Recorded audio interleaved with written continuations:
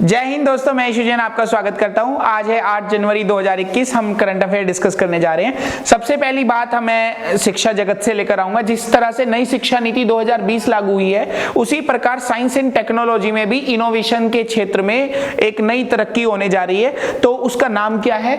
भारत सरकार द्वारा अब नई science technology and innovation policy को, स्टिप को शुरू किया जा रहा है। तो क्वेश्चन यहीं से बनता है आपका करंट अफेयर का कि साइंस एंड टेक्नोलॉजी में कौन सी एक नई योजना लागू होने वाली है। तो नई योजना लागू होने वाली है नई science technology and innovation policy, STIP, STIP। इसको लाने की तैयारी हो रही है। क्यों इसको लाया जा रहा है, ये दूसरी बात है। ये इसको लाने का सबसे बड़ा काम है कि भारत को दुनिया में तीसरा बड़ा वैज्ञानिक क्षेत्र में देश का तबका पहनाना। इट मींस कि भारत वर्ल्ड में 3rd नंबर पर कम से कम साइंस एंड टेक्नोलॉजी में और इनोवेशन के क्षेत्र में अच्छा देश बने और आत्मनिर्भर देश बने। तो आत्मनिर्भरता जो साइंस एंड टेक्नोलॉजी में भारत को चाहिए, इनोवेशंस में चाहिए, वो स्टिप से ही पूरी होंगी। तो ये भारत की तरफ से, भारत सरकार की तरफ से योजना लाई जा रही है। इसके साथ ही सभी मंत्रालयों और विभागों को भी इसमें कहा गया है कि 25% तक जो वैज्ञानिकों की भर्ती है वो सीधे की जाए।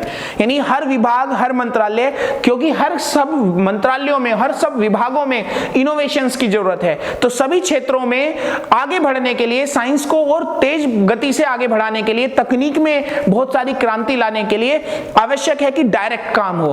तो सभी मंत्रालयों में और विभागों में कहा गया 25% तक सीधे भर्ती हो वैज्ञानिकों की। तो इसकी सबसे बड़ी, स्टिप की सबसे बड़ी खास बात यही है। साथ में इससे रिसर्च को बढ़ावा मिलेगा, भारत आत्मनिर्भर तो बनेगा ही। इससे महिलाओं की स्थिति भी मजबूत होगी, क्योंकि महिलाओं की भागीदारी विज्ञान के क्षेत्र में बढ़ाने के लिए 30% का रिजर्वेशन भी इसमें किया गया है। यानी कि उनको 30% तक इस क्षेत्र में आने की अनुमति दी गई है, उनके लिए रिजर्वेशन किया गया है। तो विज्ञान और उस विज्ञान के क्षेत्र में, विज्ञान और तकनीक के क्षेत्र में ये एक बहुत बड़ा कदम है भारत का, भारत सरकार द्वारा।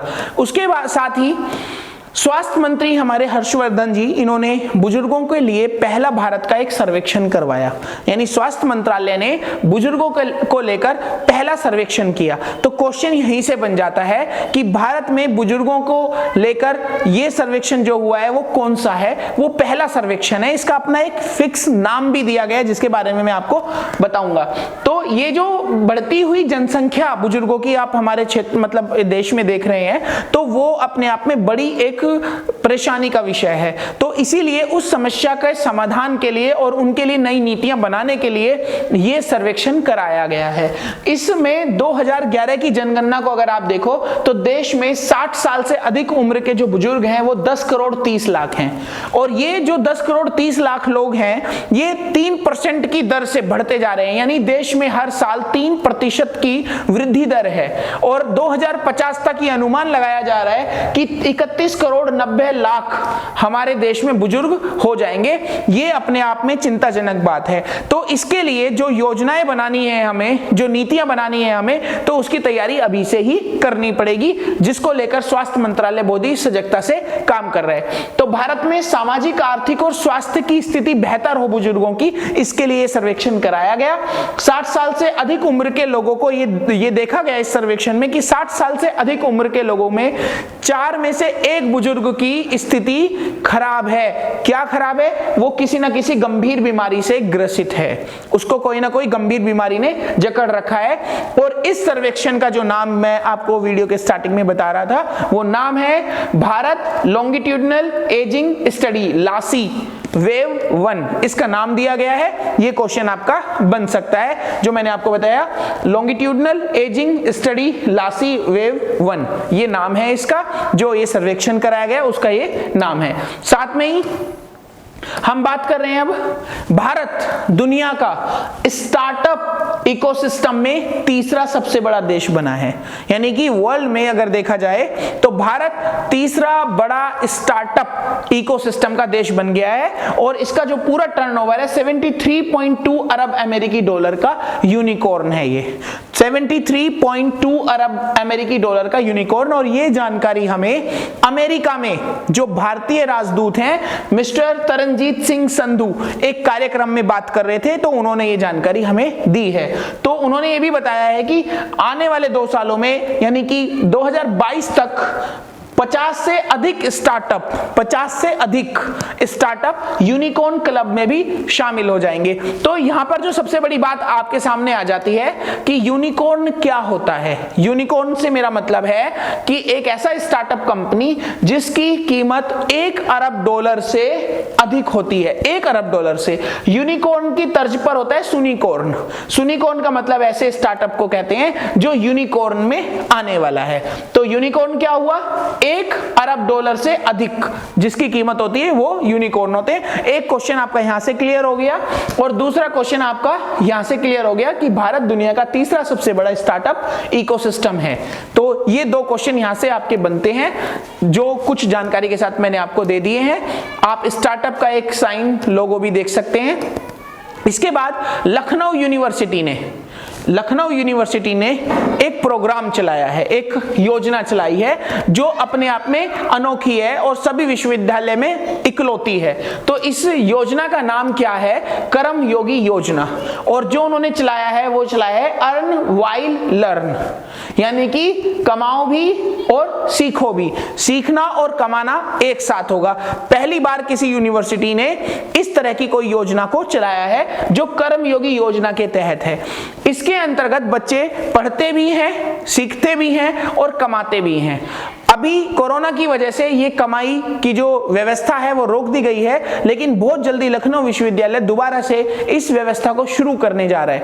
तो क्वेश्चन जो बन रहा है आपका वो ये कि लखनऊ विश्वविद्यालय में अर्न व्हाइल लर्न कि जो ये योजना है, जो ये व्यवस्था है वो किससे संबंधित है? वो कर्मयोगी योजना से संबंधित है। और इसमें जो विद्यार्थियों को पैसे दिए जा रहे हैं वो छात्र कल्याण कोष इससे दिए जा रहे हैं।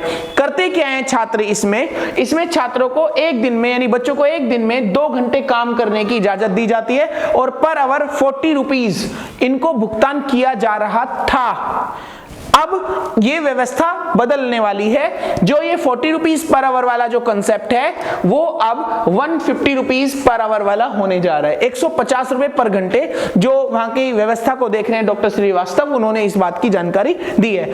1 घंटे में कोई भी छात्र 2 घंटे ही काम कर सकता है, ये वहां का नियम है। 2 घंटे से ज्यादा वो छात्र काम नहीं कर सकता, इस व्यवस्था को बनाया गया है। साथ में ही एक छात्र को 15,000 से ज्यादा का राशि, अधिकतम राशि जो है वो 15,000 से ज्यादा नहीं इश्यू होगी, यानी नहीं दी जाएगी। और ये जो 15,000 एक दिन में 2 घंटे, ये जो पूरे नियम बनाए गए हैं वो एक शैक्षणिक सत्र के हिसाब से बनाए गए हैं जिसमें 50 दिनों की सीमा तय की गई है।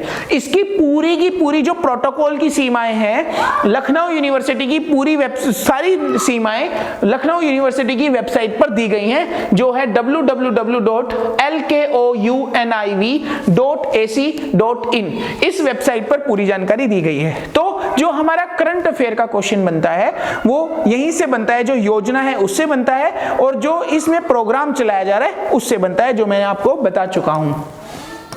इसके अलावा सबसे बड़ी एशिया की खारे पानी की झील उड़ीसा में, ओडिशा जिसको कहते हैं, वहां पर है एशिया की सबसे बड़ी खारे पानी की झील।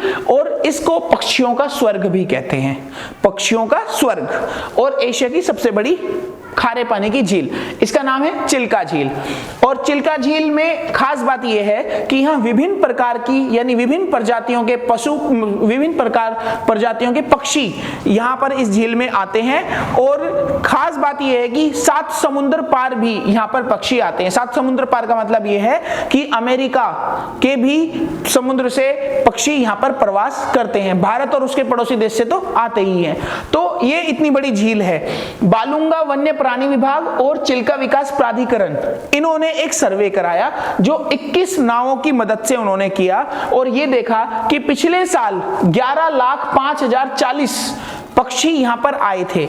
इस साल 12,42,826 पक्षी यहां पर आए हैं, यानी कि एक साल में जो इंक्रीमेंट हुआ है पक्षियों में वो हुआ है 1,37,786 का, यानी 786 का। तो एक तरह से एक बहुत बड़ा अचीवमेंट है भारत के लिए भी कि इतनी सुंदर झील, एक खारे पानी की झील जिसमें पक्षियों का प्रवास होता है और एशिया की सबसे बड़ी खारे पानी की झील ये मानी जाती है। तो ये एक क्वेश्चन आपका बन जाता है।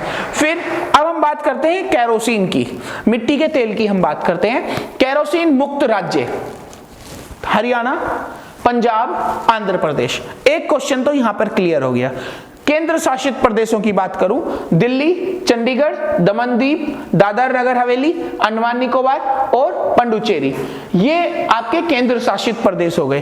तो इनके नाम आपको याद करने हैं जो आपने क्वेश्चन में टिक करने हैं। अगर केरोसिन मुक्त राज्य की बात होती है, राज्यों की बात हो तो हरियाणा, पंजाब, आंध्र प्रदेश, और केंद्र शासित प्रदेशों की बात हो तो दिल्ली, चंडीगढ़, दमनदीप, दादर नगर हवेली, अंडमान निकोबार और पुडुचेरी, इनकी बात होगी। WHO के अनुसार मिट्टी के तेल से और कोयले के यूज से हर साल भारत में लगभग 5 लाख मौतें होती हैं, यानी 5 लाख लोग मरते हैं। WHO की ये रिपोर्ट है। तो इसलिए ये बहुत ही बड़ी बात हो जाती है कि भारत को केरोसिन मुक्त बनाना है, जिसमें कुछ राज्य और केंद्र शासित प्रदेश अब आगे आ रहे हैं, आगे बढ़ रहे हैं, धीरे धीरे इसको आगे चलाने की भी योजना बन रही है।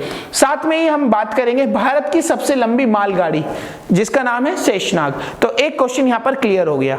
दूसरी बात, इस मालगाड़ी में जो सबसे लंबी है 4 रैक और जोड़ दिए गए और इसका नाम कर दिया गया सुपर एनाकोंडा, क्योंकि आप इस गाड़ी को देखोगे ये एक सांप की तरह दिखेगी, इसको बोलते हैं सुपर एनाकोंडा। तो इसीलिए इसका नाम रखा गया कि इतनी लंबी ये मालगाड़ी है, ये लगभग 2.8 किलोमीटर लंबी है ये। तो ये शेषनाग और एनाकोंडा जो इसका नाम दिया गया है, एक क्वेश्चन तो यहां से आएगा, कितने किलोमीटर लंबी है? 2.8 किलोमीटर लंबी है। दक्षिण पूर्व मध्य रेलवे जोन, दक्षिण पूर्व मध्य रेलवे जोन ने इसे जो शुरू किया था वो नागपुर डिवीजन से शुरू किया और कोरबा तक इसको लेकर गए सबसे पहली बार। तो नागपुर से कोरबा ये ट्रेन चली, दक्षिण पूर्व मध्य रेलवे जोन ने इसको चलाया। और जो ये बात इंपॉर्टेंट है यहां पर कि इस रेलवे को देखने के लिए, इस योजना को, इस व्यवस्था को देखने के लिए इनके पास विदेशों से इंजीनियर आए कि हमारे इंजीनियर ने इतनी लंबी ट्रेन किस तरह से चलाई, मालगाड़ी कैसे चला दी। तो इसके लिए भी इन्होंने विदेशियों को प्रशिक्षण दिया। तो दक्षिण पूर्व मध्य रेलवे जोन के इंजीनियर विदेशी इंजीनियरों को प्रशिक्षित भी किए कि इतनी लंबी परियोजना किस तरह से हमारे देश में संभव हो पाई। तो इस चीज को आप देख सकते हो। आज का करंट अफेयर बस इतना ही था दोस्तों। फिर मिलते हैं नए करंट अफेयर और टॉपिक के साथ। जय हिंद, जय भारत।